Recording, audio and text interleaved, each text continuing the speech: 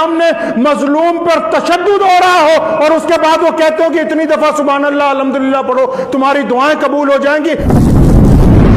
اللہ اکبر. آپ صلی اللہ علیہ وسلم جب تشریف لائے تو دنیا میں خوف کا ماحول تھا. لوگوں کو نماز سے پہلے ہمت کی ضرورت تھی. لوگوں کو زکوٰۃ سے پہلے آزادی کی ضرورت تھی. لوگوں کو طواف کرنے سے پہلے اس بات کا یقین چاہیے تھا کہ جب ہم طواف کریں تو کوئی ہمیں مارے نہ, کوئی ہمیں تشدد کا نشانہ نہ بنائے. پیارے نبی صلی اللہ علیہ وسلم کائنات میں وہ پہلی ذات ہے جنہوں نے انسانوں میں سے خوف کو ختم کیا ہے.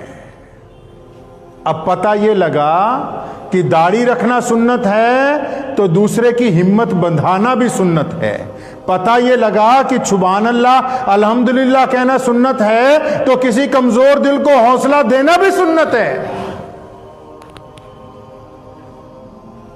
اسلام نے کہا, حضور اکرم صلی اللہ علیہ وسلم نے درس دیا ہمیں کہ لوگوں کو ڈراؤ نہیں, ان کی ہمتیں بتاؤ. حفیظ میرٹی نے کہا نا کہ لے کے نام خدا جان پر کھیل جا, بزدلوں میں نہ جا مشوروں کے لیے.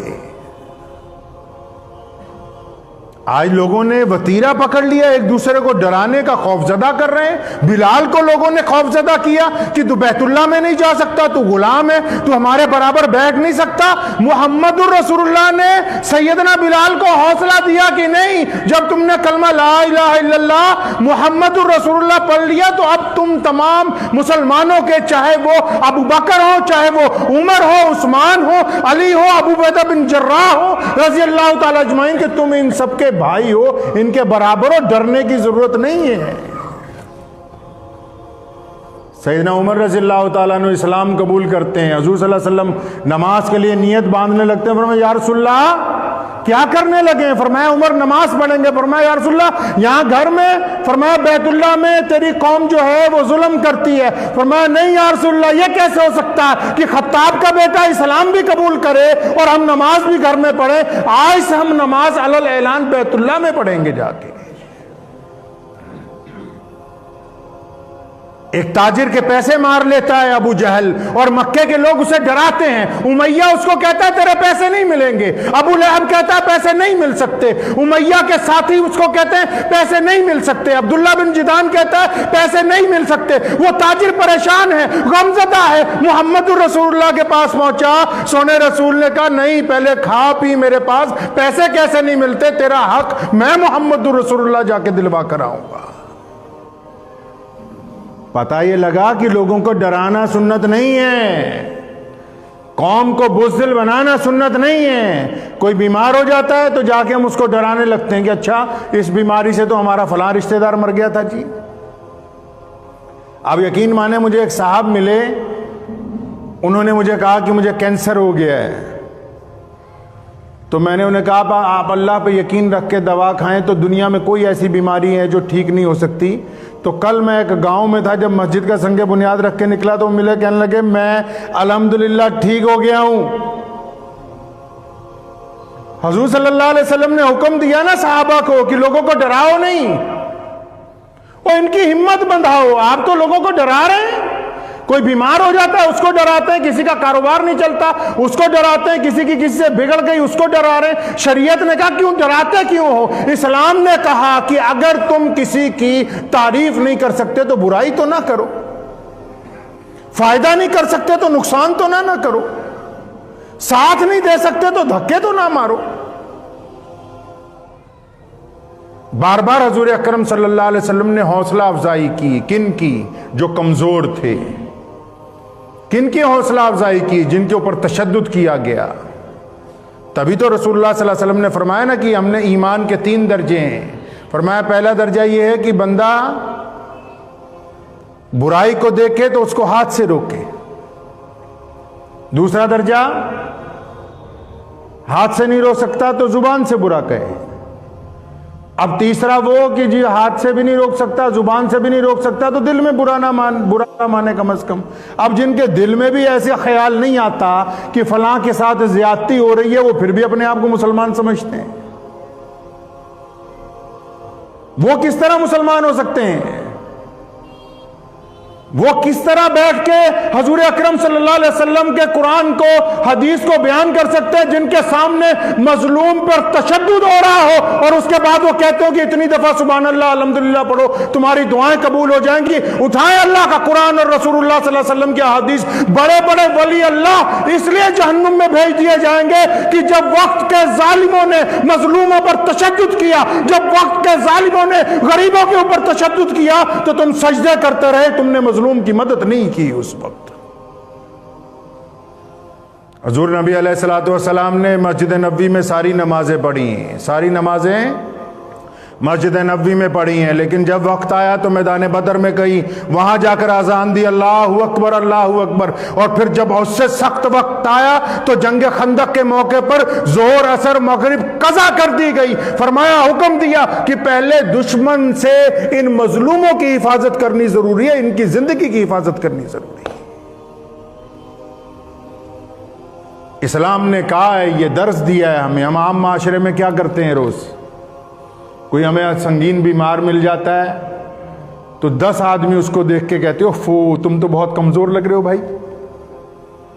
اب جس کو آپ کہتے ہیں کمزور لگ رہے ہو اس کا دل اندر سے بیٹھ جاتا ہے اسی وقت کہ بھائی میری حالت پہلے سے زیادہ خراب ہے, عثمان بھائی نے بھی مجھے دیکھ کے کہا بھائی تم کمزور لگ رہے ہو, جبکہ آپ کو پتا ہے کہ یہ کمزور ہے. لیکن اگر آپ 2 لفظ اس کو یہ کہتے کہ اب آپ پہلے سے اچھے لگ رہے ہیں, پہلے سے بہتر لگ رہے ہیں, تو اس کا جسم اس کا ساتھ دیتا, اس کا ذہن اس کا ساتھ دیتا. لیکن آپ نے اپنے بھائی کی خیر خواہی نہیں کی.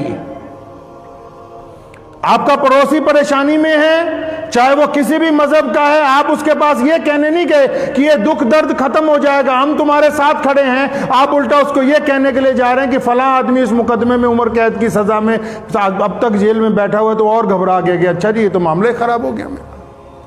نظریات جو ہیں اگر نیکی کی طرف ہوں گے تبھی آپ لوگوں کو اچھائی کا درس دیں گے نا. جب آپ کا ہی نظریہ گندا ہے تو پورا خوبصورت جسم چھوڑ کے آپ کو صرف وہ زخم دکھائی دیتا ہے مکھی کی طرح جہاں پر خون نکل رہا ہے.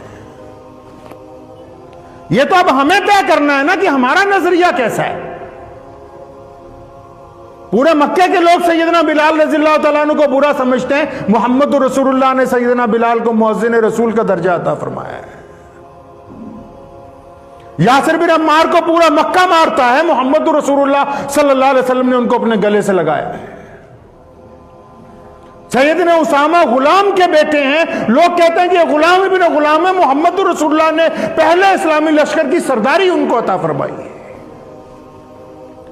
یہ تو حضور اکرم صلی اللہ علیہ وسلم نے جو ہمیں نظریہ دیا, ہم اس نظریے کو چھوڑ رہے ہیں. جب نظریہ ہی غلط ہو جائے گا تو اقدامات اچھے نہیں ہوں گے.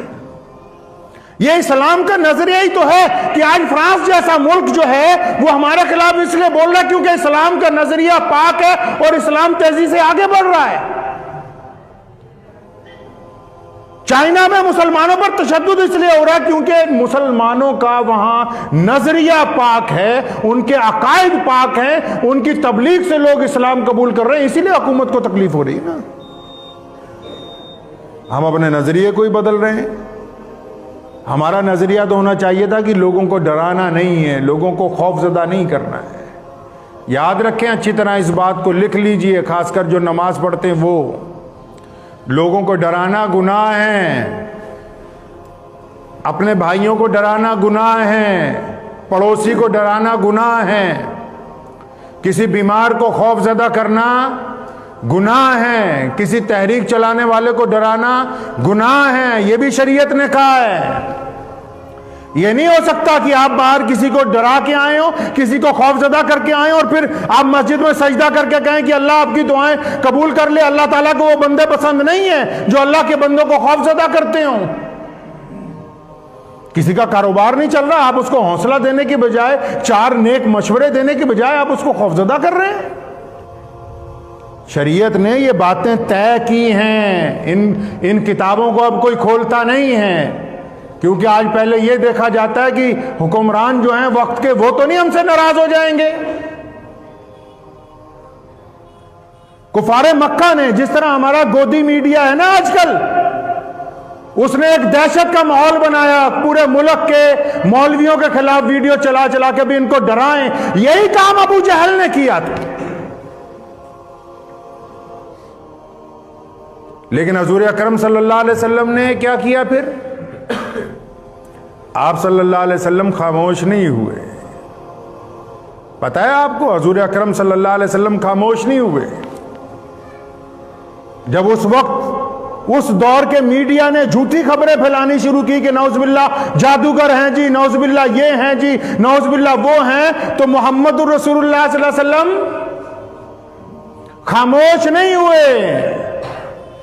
حضور اکرم صلی اللہ علیہ وسلم نے اپنے صحابہ کو بلایا، اور ان صحابہ میں جس کی سب سے پیاری آواز تھی، جس کے لفظ سب سے خوبصورت تھے، جس کی آواز میں وجد تھا، جس کے کہنے سننے کے اندر قرار آ جاتا تھا، اس کا نام حسان بن ثابت رضی اللہ تعالیٰ عنہ ہے. محمد رسول اللہ نے اپنی زندگی میں صرف ایک صحابی کو، کس کو؟ حسان بن ثابت کو اپنی جگہ کھڑا کیا، منبر رسول پر کھڑا کیا. فرمایا حسان، یہ جو ابو جہل کہتا ہے، یہ جو عتبہ باتیں کہتا ہے، یہ جو مکہ کے بڑے بڑے یہودی کہتے ہیں باتیں، آؤ حسان تم منبر پر کھڑے ہو اور بتاؤ ان کو کہ محمد رسول اللہ کون ہے اور تم کون ہو. تاریخ نہیں پڑھو گے اسلام کی؟ اسلام نے یہ درس دیا ہے، تبھی ہم یہاں تک پہنچے ہیں. حضور اکرم صلی اللہ علیہ وسلم نے ہمیں سبق دیا. اگر یہ جھوٹ بول رہے ہیں تو کیا ہم سچ بولنا بند کر دیں؟ اگر یہ جھوٹ بول رہے ہیں زور شور کے ساتھ تو کیا آپ سچ بولنا بند کر دیں گے؟ یہ ممکن نہیں ہے. سچ کے پاس ذرائع نہیں ہوتے، لیکن سچ کی زمین میں جڑیں بہت مضبوط ہوتی ہیں. بڑے سے بڑے طوفان اس سچائی کو پلٹ نہیں سکتے. مجھے امید ہے کہ آپ کو یہ ویڈیو پسند آئی ہوگی. اگر پسند آئی ہو تو یہ آپ اپنے دوستوں کے ساتھ شیئر کریں اور اس چینل کو سبسکرائب ضرور کریں.